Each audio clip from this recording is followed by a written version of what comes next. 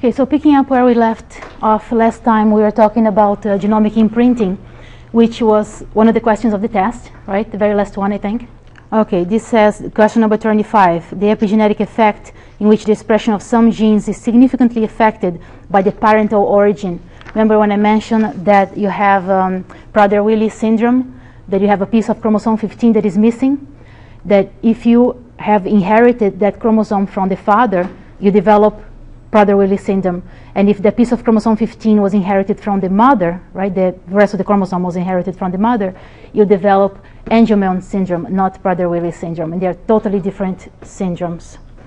There is one more example in the book that mentions a very clear sign of genomic imprinting, is that when you inherit this gene, the IGF2, from the father, you have more active protein that is inherited from the father gene and not from the mother gene.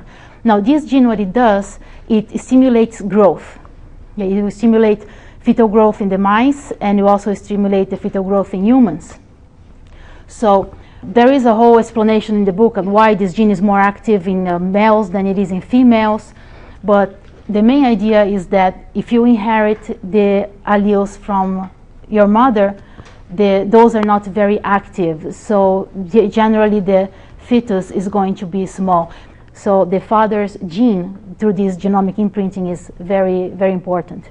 Now, coming into more of the epigenetics effects, what happened to the expression of genes? So there are many other factors that can influence how genes are expressed. So methylation is one of them. If you methylate the DNA, close to the gene or at the promoter's regions close to the gene or in the gene itself, you're going to stop or slow down gene expression. So methylation is a form of silencing genes. So here you see, for example, if you have your gene that is not methylated, see a methylated gene, you get the protein, you get the gene expression, and then if you methylate this gene over here, you have no gene expression.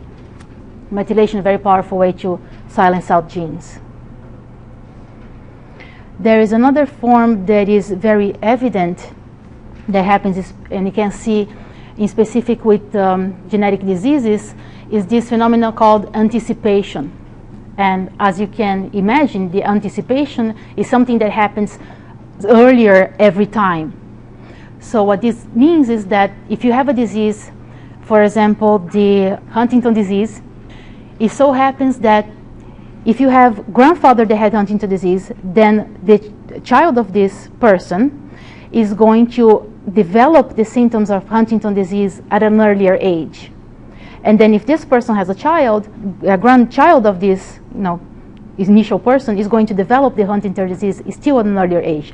So if grandfather started developing at 50 years old, so let's say, for example, the father is going to develop around 40 years old, and the child is going to start to develop around 30 years old. And there is actually a reason why this happens. There is a genetic reason why this happens, which we will go into more details once we start going through exactly what happened in every gene in there. Okay, which we will study the mechanism in more detail, but just to give you an idea here, the more repeats you have, the harder it's going to be to express that gene, because your promoter is going to be farther and farther away from the gene, okay, for the coding gene expression. So as this happens, and you're, descending generations, it happens that the disease is going to show up at an earlier and earlier stage. So that is called anticipation. Okay. And of course, there are other factors in which will determine the expression of the genes. One of them, as we saw before, is the epistasis, in which other genes will control the expression of non-allelic control, that is epistasis. And you have also environmental control of gene expression.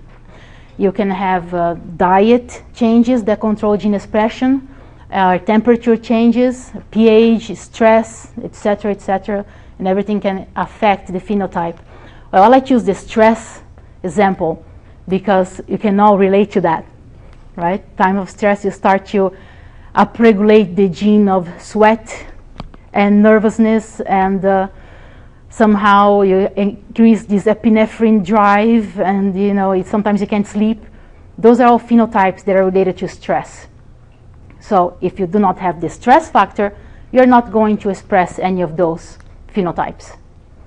So now, how these factors, these environmental factors work is by altering the gene expression. How much of it is going to be expressed, how much of it is going to be suppressed.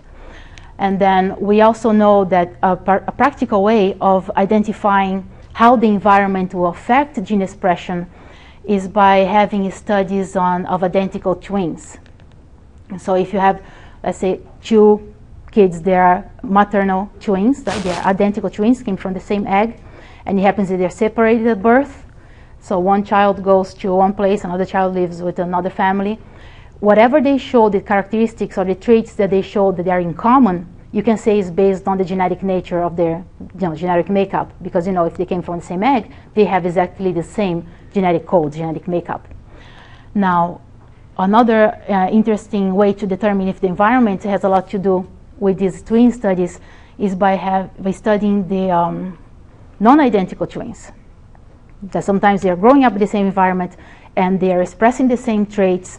So then you can say, since they are totally or at least 50% genetically different, that those same traits are due to the environment that they are growing up. Okay.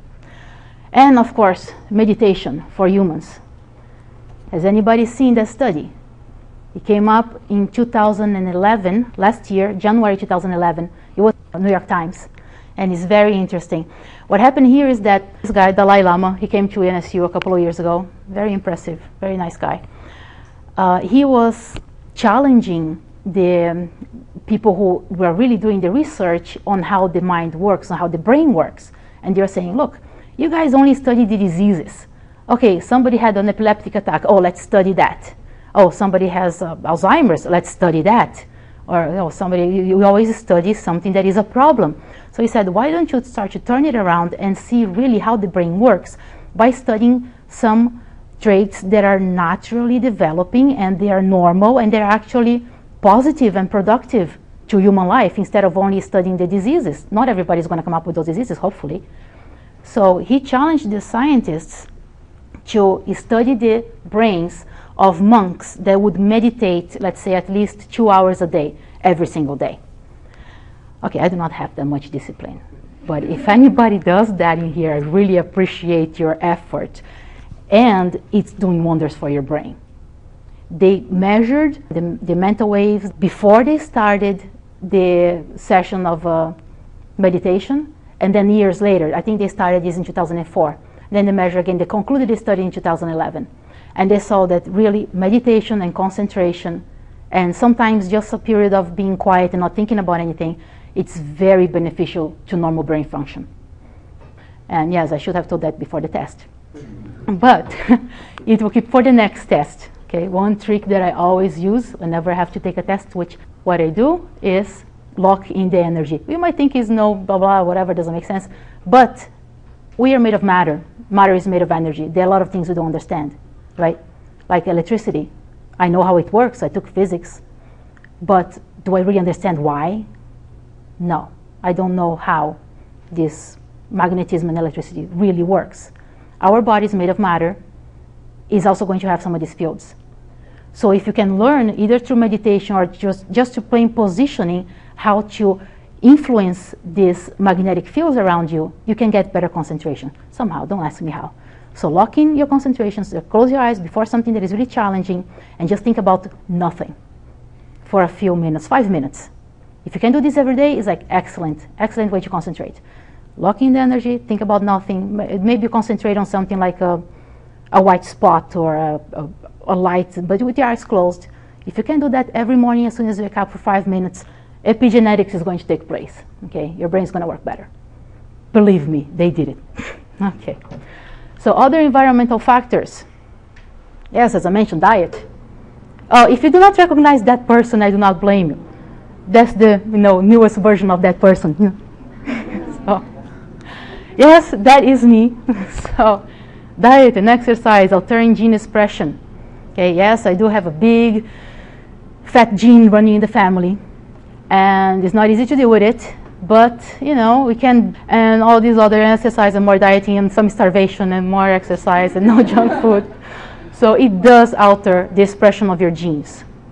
Coming back to more environment and how it affects the expression of genes, right? So here we have, if you look at the Drosophila, you'll know that if you raise this Drosophila at a colder temperature, it will basically not develop wings, or it's going to have tiny, tiny little wings, okay?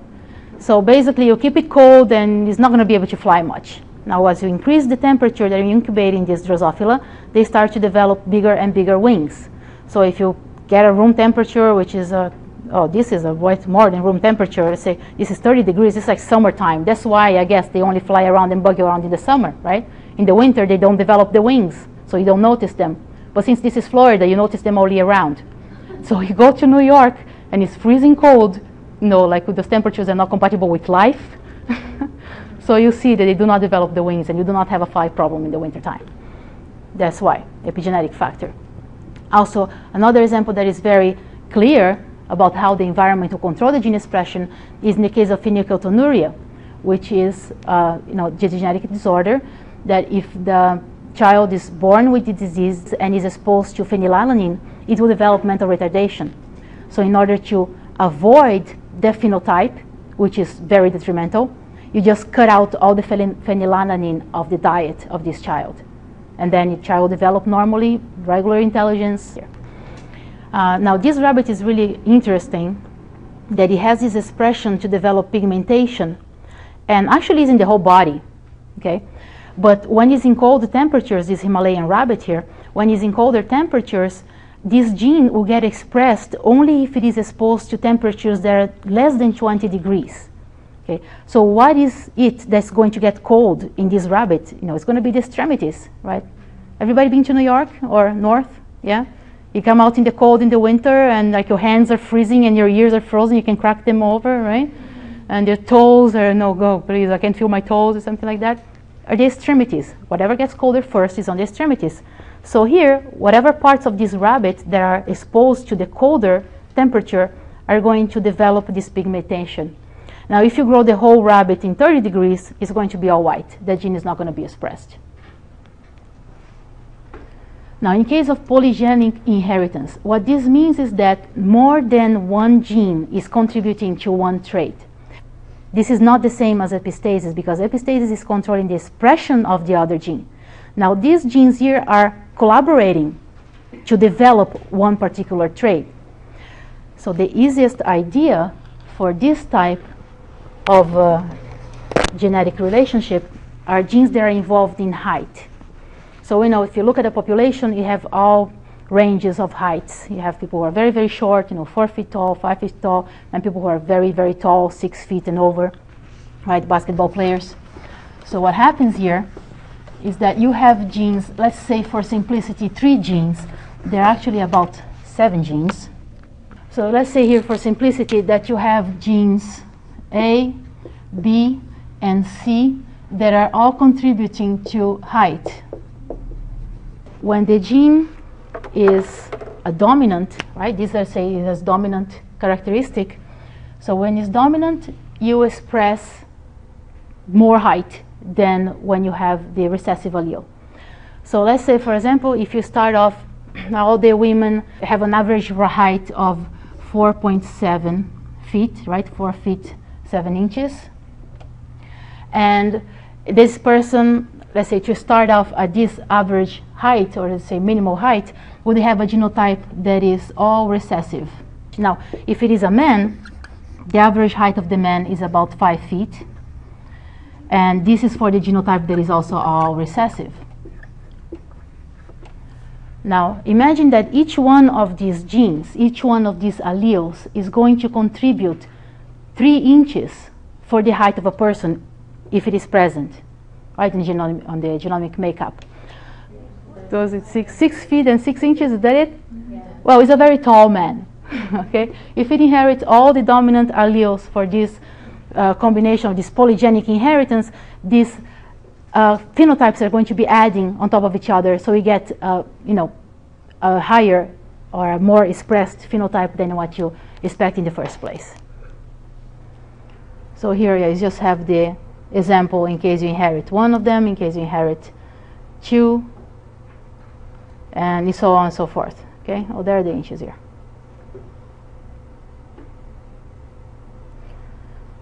Okay, now there are genes, and we have seen this before in the case of blood types, right, that you have more than 2 alleles that are present in the population.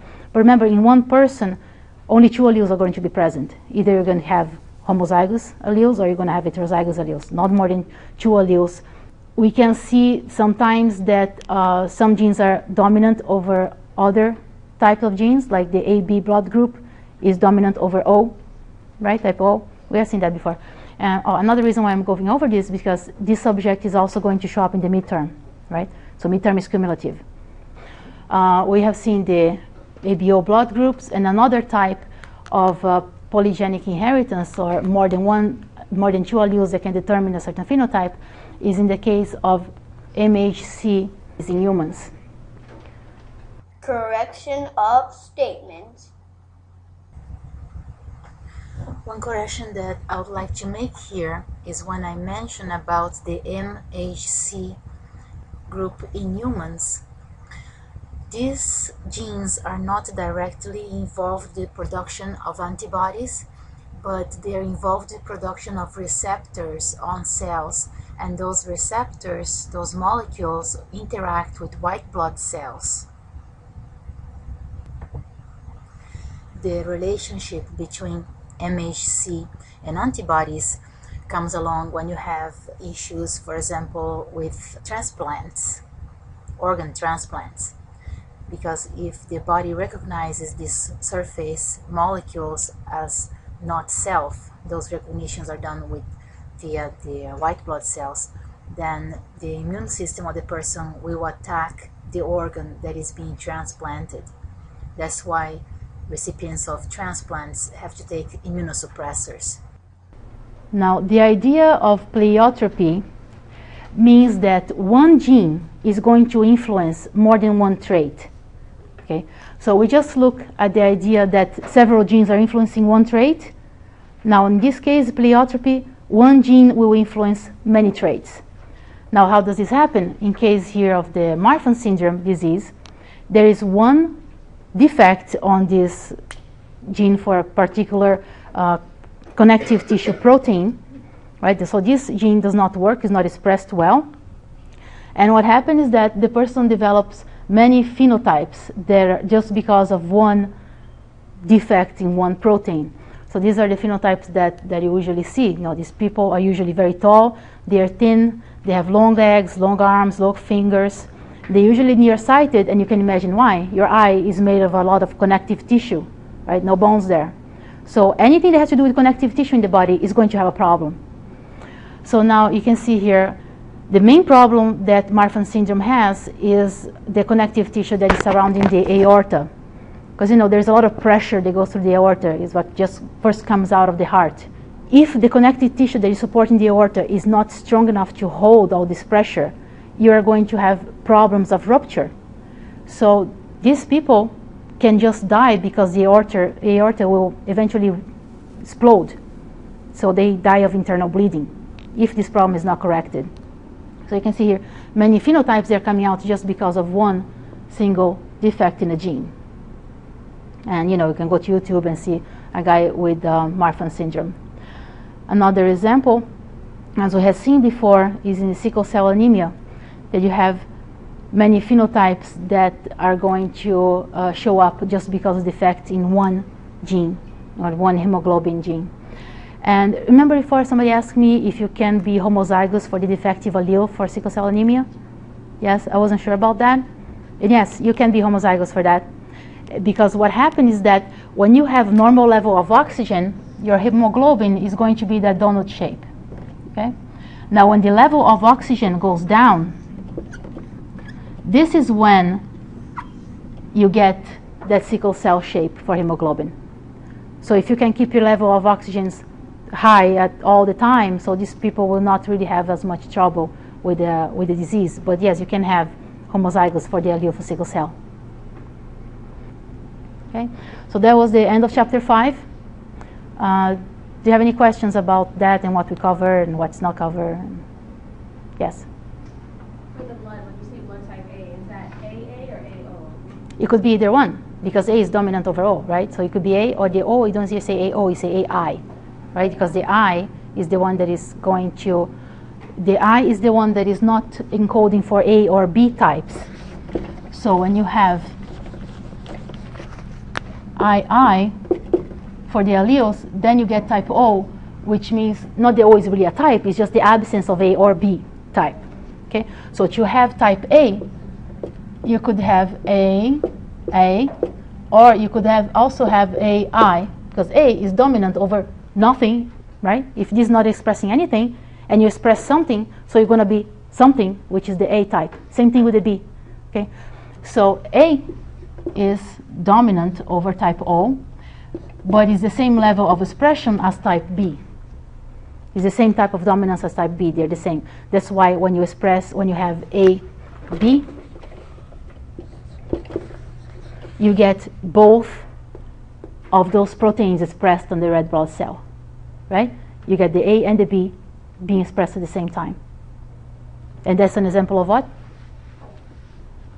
Codominance, right? Okay.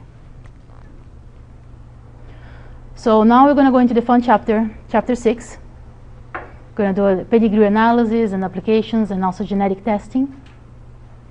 So just a little outline about the chapter. We use it for studying inheritance in characteristics in humans. That's the main idea of this chapter. Okay.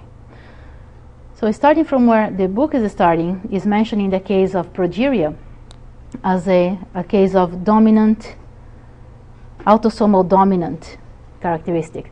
But this is not really an inherited characteristic, and I do not like the fact that the book put this example for an entrance into the chapter, because you do not inherit this. Okay? There is no way you can inherit a progeria gene. This happens due to a spontaneous mutation after fertilization. Okay? There is no way to inherit progeria. Why? Because progeria patients will never reach reproductive age. If they are getting older by 10 years for every year of their life, by the time they're 10 years old, their system is already 100 years old, biologically speaking. So let's say if they will reach puberty at 11, in the best case, these kids really will never have other kids. You can never pass progeria. Right? It's the same case with Tay-Sachs disease. It's a recessive disease, yes. You can be heterozygous for it and not express the symptoms of Tay-Sachs disease. But if you get the homozygous, homozygous recessive combination, the child will have Tay-Sachs disease, but it will never pass it on because it will die usually before the age of 3 years old. So this is not inherited. This is a case for an example of autosomal dominant characteristic, but is not inherited. Now, what is this business with autosomal dominant and going to be about recessive and sex-linked and Y-linked and X-linked? Okay, autosomal means a chromosome that is not a sex chromosome. Autosomal is everyone else but the sex chromosomes. And then if you say X-linked, well, it's X-linked, and Y-linked is the Y-linked chromosome. So in case of progeria, what happens is this spontaneous deletion of a piece of this protein, which is called lamin A. So this piece here got deleted. So you do not form lamin A. You see, if you do staining here, immunostaining for lamin A, this is a normal patient. You see lamin A in the nucleus, and then a patient with progeria would not see lamin A. So this is one of the reasons of progeria. And again, there's another fact why I do not like this example, because lamin A is not the only way to develop progeria. You can develop progeria and have a perfect lamin A expression. Okay, so the book had a bad choice here. Okay, talking about defects in the nuclear envelope and how it's impressed gene expression. I am beating up the book so much here because last year I went to this meeting on the Biochemical Society in London, and it was basically all about progeria. So up to now we have looked at pea plants, fruit flies, and maybe mice, right? Some other animals that are easy to control the reproduction. And you can also see the inheritance characteristics and the way the genes are passed down. The mouse is really a great animal for study, model animal. Now, but ultimately we care about human genetics. And we also know that it's very difficult to control the the way in which humans reproduce. We cannot control the mating. We cannot tell the couple to have a certain number of offsprings because you want to know if a certain genetic problem is going to show up or not, right? Totally unethical, out of this world, but you know, you do have to figure out what happens to humans. So this is why we developed this type of human pedigree to associate what we inherit and what are the common things we have with our ancestors. And I put some cool pictures here. You know, we have some zipping patterns that can be traced. There's a cute picture. Okay. And then you also have, tendencies to, consume alcohol. And also there are some tendencies that will trigger certain genes that will just make you more prone to start smoking. Okay, alcoholism has a big genetic composition, genetic factor. And, oh, well, I don't know what kind of disease that is. Well, the genetic inheritance of the White House. Okay, so here we go. So how we study the pedigree. Okay, so I'm sure everybody has looked at a pedigree before. So just to make sure, remember which part is which. The squared ones are the men. Okay, men are square. Women are always round, in the shape over there. Okay.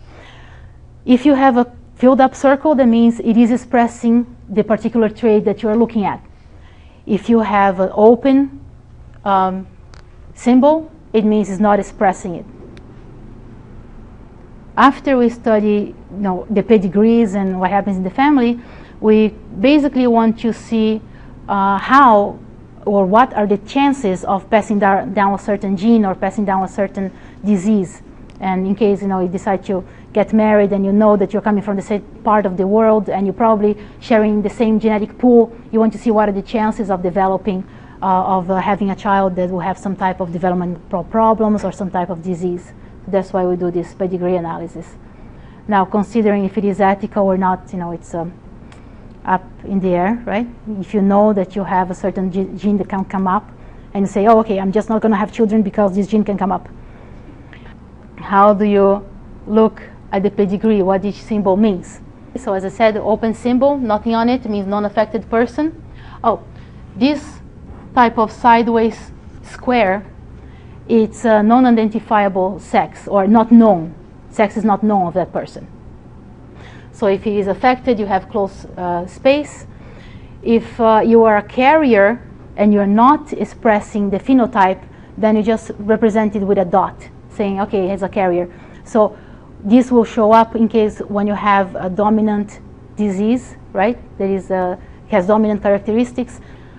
Now, when you have an asymptomatic carrier, or you know the person is somehow carrying the gene, put a mark with a dash in the middle. Now, this is a vertical dash, it's not diagonal dash. Diagonal dash means dead, okay, not alive. If you have multiple persons, you put just numbers here. We don't really see this very often, right? So how many people have 5 kids? So, I mean, without any characteristics of any disease, we probably not go to the geneticist for that. So not very often.